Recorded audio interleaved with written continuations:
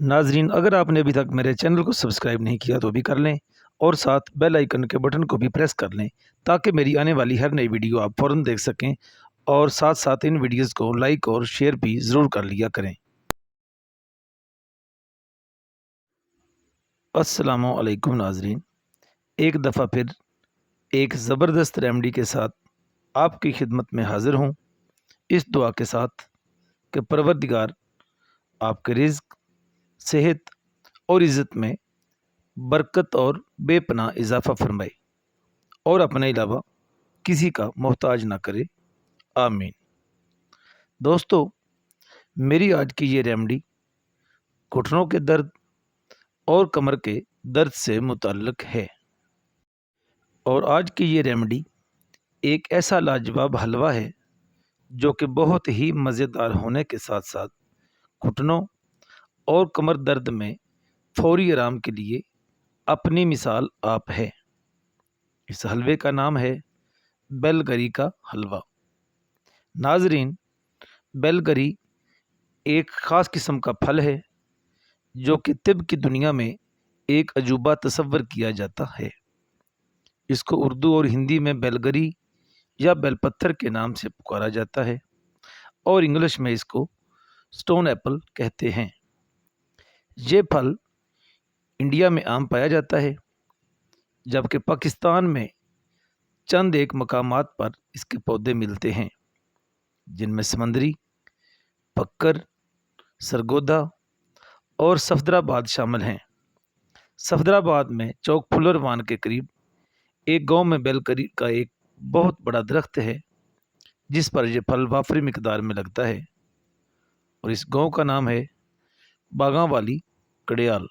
ویسے تو یہ پھل خشک حالت میں پنسار سٹور سے بھی مل جاتا ہے، لیکن اگر تازہ پھل کو خود سائے میں خشک کر کے حلوہ میں استعمال کیا جائے تو اس کا فائدہ دوبالا ہو جاتا ہے۔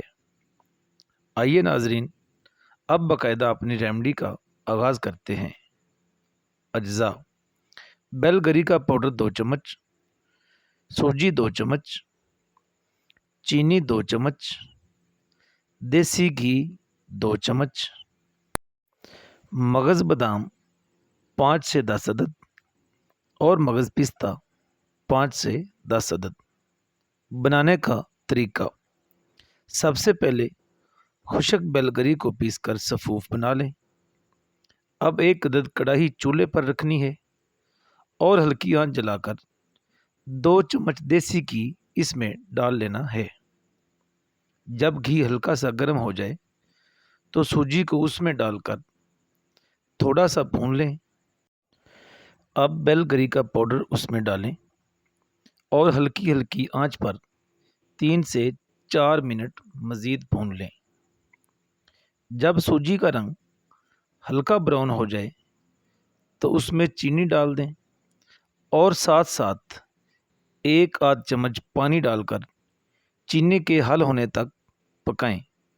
جب آپ سمجھیں کہ حلوہ تیار ہو چکا ہے تو چولہے سے اتار لیں۔ اب مغز بادام اور مغز پستہ کو بریک بریک کاٹ کر اس میں مکس کر لیں۔ بس بیل گری کا حلوہ تیار ہے۔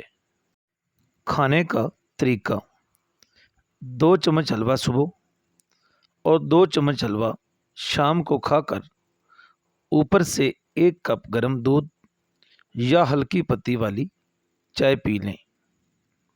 جب یہ حلوہ ختم ہو جائے تو اسی مقدار میں دوبارہ بنا لیں۔ یاد رہے ناظرین، ایک وقت میں اس سے زیادہ حلوہ نہیں بنانا، ورنہ یہ خراب ہو جائے گا۔ 15 دن کے مسلسل استعمال سے انشاءاللہ تعالی کمر درد اور جوڑوں کے درد کا نام و نشان تک باقی نہیں رہے گا، اور آپ پھر سے خود کو جوان محسوس کرنے لگیں گی۔ جسم میں چستی اور پھرتی محسوس ہوگی، اور آپ کا پھر سے چلنے پھرنے کو دل چاہے گا، جو کہ اس سے پہلے آپ کو وبال لگتا تھا۔ اللہ آپ سب کا حامی و ناصر ہو۔ خدا حافظ۔